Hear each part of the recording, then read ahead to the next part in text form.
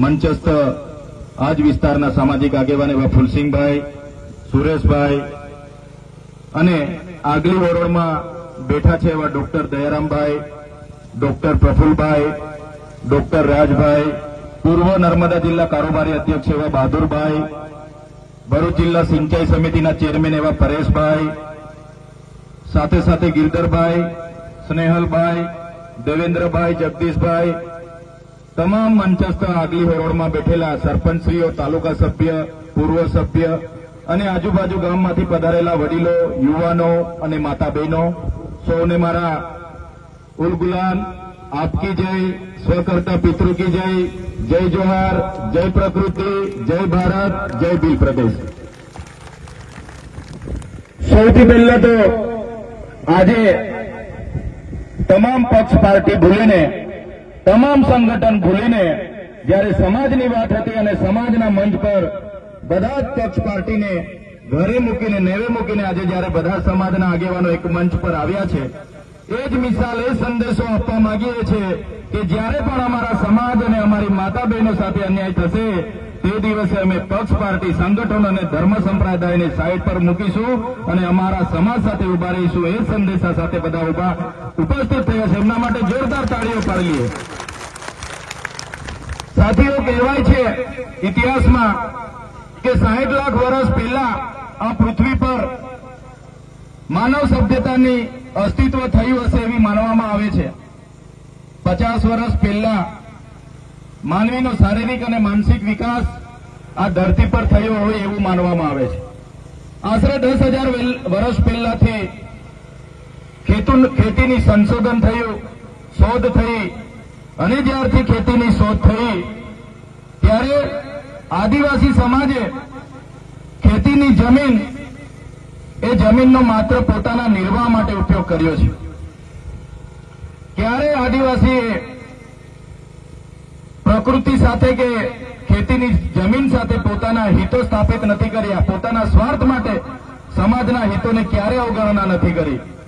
આજે પણ આદિવાસી સમાજ આ ધરતીને માતા તરીકે માને છે, પ્રકૃતિને પૂંજે છે। ત્યારે આ ધરતી પર જો કોઈ સૌથી પહેલા આવ્યું હોય તો યુનો કહેવા માંગે છે, આપણો ઇતિહાસ કહે છે કે આ પૃથ્વી પર, આ ધરતી પર સૌથી પહેલા આદિમાનવ અને આદિવાસી તરીકેનો આપણો આ પૃથ્વી પર સૌપ્રથમ આપણે આવ્યા છે। આદિવાસી આ ધરતીનો માલિક છે। આપણા આ વિસ્તારોમાં નાના નાના કબીલાઓ હતા, સરદારો હતા, આપણા નાના નાના રજવાડો હતા, રાજાઓ હતા, પણ સભ્યતા સમાજની વાત કરનારાઓ સમાજોએ વિદેશીઓના આક્રમણો થયા, આર્યો આવ્યા, શકો આવ્યા, હુણો આવ્યા, જમીની માર્ગે જેને પણ આ દેશમાં ઘૂસવાનું મળ્યું એ બધી જ પ્રજાતિઓ અહીંયા આવી। સાથે સાથે દરિયાઈ માર્ગમાંથી જ્યારે વાસ્કોડી ગામા 15મી સદીમાં લગભગ 1492-93માં એને દરિયાઈ માર્ગનો રસ્તો મળી ગયો અને ભારત આવ્યા, ત્યારબાદ તો પોર્ટુગીઝો પણ આવ્યા, ફ્રેન્ચો પણ આવ્યા, અંગ્રેજો પણ આવ્યા, તમામ પ્રકારના લોકો આ વિસ્તારોમાં આવ્યા અને એમણે માત્ર ને માત્ર આ વિસ્તારની જમીનો, ખનીજો લૂંટવાનું કામ કર્યું। જે આદિવાસી સમાજ પોતે સરળ હતો, સંવેદનશીલ હતો, પોતે પ્રકૃતિ પૂજક હતો, પ્રકૃતિના મૂલ્ય સાથે જીવતો હતો, સહકાર સાથે જીવતો હતો, જે ક્યારેય કોઈનું શોષણ નહોતો કરતો, શોષણ મુક્ત જીવન હતું, ત્યારે આવા લોકોના અતિક્રમણો થવાથી સંઘર્ષો થયા, આપણા રજવાડાઓ ગયા, આપણા રાજાઓને બંદી બનાવવામાં આવ્યા, મારી નાખવામાં આવ્યા અને જ્યારે જળ, જંગલ, જમીન, ખનિજ સંપદાઓ પર જ્યારે બીજા લોકોએ રાજ કરવાનું શરૂ કર્યું, એને સંપત્તિ તરીકે વિકસાવવાનું શરૂ કર્યું, ત્યારથી લઈને આજ દિન સુધી આદિવાસી સમાજનું શોષણ થતું આવ્યું છે। આજે પણ દેશમાં જો કોઈનું સૌથી મોટું શોષણ થતું હોય તો એ આપણા આદિવાસી સમાજનું થાય છે।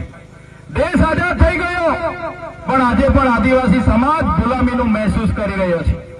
આજે પણ મનુવાદી શાસન ચાલે છે, સામંતશાહી શાસન ચાલે છે। આજે પણ આદિવાસી સમાજ પોતાની પ્રકૃતિ, પોતાની સંસ્કૃતિ, પોતાના સમાજ સાથે છીનબીન થઈ ગયો છે। આજે દેશમાં ડેમના નામે, આજે દેશમાં જીએમડીસી, જીઆઈડીસીના નામે, ખાણોની ખોદાણના નામે, રોડના મોટા પ્રોજેક્ટોના નામે, રેલવેના નામે, કોરિડોરોના નામે સૌથી વધારે જો કોઈને વિસ્થાપિત કરવામાં આવ્યા હોય તો એ આજે આદિવાસીઓને કરવામાં આવ્યા છે. આજે દુઃખ સાથે કહેવું પડે છે, આજે દેશમાં 1,40,00,000 આદિવાસીઓ બેહાલ છે, બેઘર છે, બેબસ છે, જેમને વિસ્થાપિત કરી દેવામાં આવ્યા છે. પણ આજ દિન સુધી એ લોકોને આ એમનું વળતર, એમની જમીન સામેની જમીન કોઈ પણ પ્રકારની સરકારોએ સુવિધા નથી આપી. ત્યારે સાથીઓ, આજે આપણે વન અધિકાર અધિનિયમની વાત કરીએ છીએ. વન અધિકાર અધિનિયમ 2006માં બન્યો. એના પહેલા પણ 1980માં વન અધિકાર કાનૂન બન્યો હતો. ત્યારે પણ આ લોકોએ આપણા લોકોને જે જંગલની જમીન ખેડતા હતા એમને અધિકારના દાવાઓ નહોતા આપ્યા. આદિવાસી જંગલ ખાતું કહેવા માંગતું હોય કે આ જમીનો અમારી છે, ત્યારે હું આજના મંચ પરથી કહેવા માંગુ છું જંગલ ખાતાને પણ, તમારું જંગલ ખાતું તો 1927માં બન્યું છે. અમારા લોકો હજારો વર્ષથી અહીંયા રહે છે અને જે દિવસે અમારા લોકોને હેરાન કરશો તે દિવસે આદિવાસી વિસ્તારોમાંથી તમારા જંગલ ખાતાને પણ દૂર કરતા અમને વાર નહીં લાગે. તમારા જંગલ ખાતાને પણ આદિવાસી વિસ્તારોમાંથી અમે હટાવી દઈશું, ઘૂસવા નહીં દઈએ. અનુસૂચિત વિસ્તાર છે અમારો, અહીં પૈસા એક્ટ લાગુ છે. અનુસૂચિત વિસ્તાર હોવાના નાતે બંધારણની 244(1) ના આર્ટિકલ પ્રમાણે, 13 ની કલમ પ્રમાણે આ વિસ્તારમાં કોઈ સરકારની, કોઈ જંગલ ખાતાની કે કોઈની જમીન નથી. આ વિસ્તારમાં જો કોઈની જમીન હોય એ તમામ જમીનો અમારા આદિવાસીઓની છે, આદિવાસીઓ સાચવેલી છે. આ જે જંગલો દેખાય છે એ કોઈ જંગલ ખાતાએ નથી બનાવ્યા. આ તમામ જંગલો કુદરતી રીતે બનેલા છે. અમારા આદિવાસીઓ પેડને પણ પૂજે છે, નદીને પણ પૂજે છે, પહાડને પણ પૂજે છે, જીવજંતુને પણ પૂજે છે, સાપને પણ પૂજે છે, વાઘને પણ પૂજે છે. આ પ્રકૃતિનું ના જંગલોનું કોઈ સાચવવા હોય તો એ અમારો આદિવાસી સમાજે સાચવવા છે, નહીં કે કોઈ જંગલ ખાતાએ. ત્યારે 1980માં પણ આપણને દાવા હક નથી મળ્યા અને 2006માં જયારે કાનૂન બન્યો, એ કાનૂન અંતર્ગત પણ જે લોકો વર્ષોથી પોતાની પરંપરાગત રીતે ખેતી કરતા હતા, રહેઠાણો હતા, એમના નિયમ અંતર્ગત એમને જમીન આપવા માટે 2006ના અધિનિયમના કલમ 3માં પ્રકરણ 4 અને /5માં લખેલું છે, કોઈ પણ આદિવાસી પરંપરાગત રીતે રહેઠાણ કરે, ખેતી કરે, એને કોઈ પણ રીતે એને દૂર નહીં કરી શકાય, એનું દબાણ હટાવી નહીં શકાય. એની માન્યતા જ્યારે પણ એની ખરાઈ કરવાની થાય, એની ખરાઈ કર્યા સિવાય ક્યારે પણ આદિવાસીને કનગડત નહીં કરી શકાય. એ સુપ્રીમ કોર્ટનું જજમેન્ટ છે, છતાં આ જંગલ ખાતાવાળા હેરાન કરે. સાથીઓ, આપણે તૈયાર થવું પડશે કાયદાકીય રીતે પણ. અહીંયા ઘણા એડવોકેટ મિત્રો પણ હશે. જો સુપ્રીમ કોર્ટ આવું કહેતી હોય અને આ ફોરેસ્ટ વાળા એમની મનમાની કરતા હોય તો કોર્ટ ઓફ કન્ડેમ કરવા માટે પણ આપણે તૈયાર રહેવું પડશે. એ લોકોને કોર્ટમાં લઈ જવા માટે પણ તૈયાર રહેવું પડશે. આ વિસ્તારમાં 1968માં જયારે ઉકાઈ બાંધની બાંધવામાં આવ્યો, ઉકાઈ ડેમ બાંધવામાં આવ્યો, ત્યારે આ જ ગામોને વિસ્થાપિત કરીને આ વિસ્તારોમાં મૂકવામાં આવ્યા છે. આજ દિન સુધી જમીન સામેની જમીન નથી મળી. એક વ્યક્તિને સરકારી નોકરી આપવાની વાત હતી, મફત વીજળી આપવાની વાત હતી, મફત સિંચાઈનું પાણી આપવાની વાત હતી, છતાં પણ આજે આપણને મળ્યું નથી. ત્યારે આ દુઃખની વાત છે.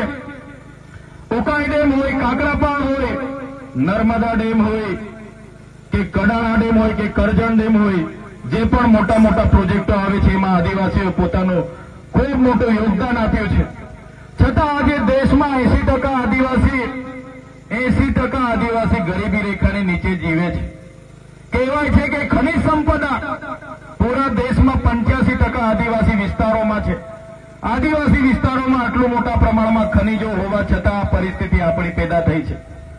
ત્યારે સાથીઓ, આજના આ મંચ પરથી કહેવા માંગીએ છીએ. તો મિત્રો, આપ જોઈ શકો છો ડેડિયાપાડા ધારાસભ્ય શ્રી ચૈતરભાઈ વસાવા અને માજી ધારાસભ્ય શ્રી મહેશભાઈ વસાવા બંને એક મંચ પર સાથે જોવા મળ્યા છે આપણને. અને હલગામ પાડી મુકામે લોક સંઘર્ષ મોરચાની જલ જંગલ જમીનની ઉમરપાડા અને સાગબારાના તાલુકાની મીટિંગ યોજવામાં આવી છે. જોહાર, જય આદિવાસી, જય ભીલ પ્રદેશ.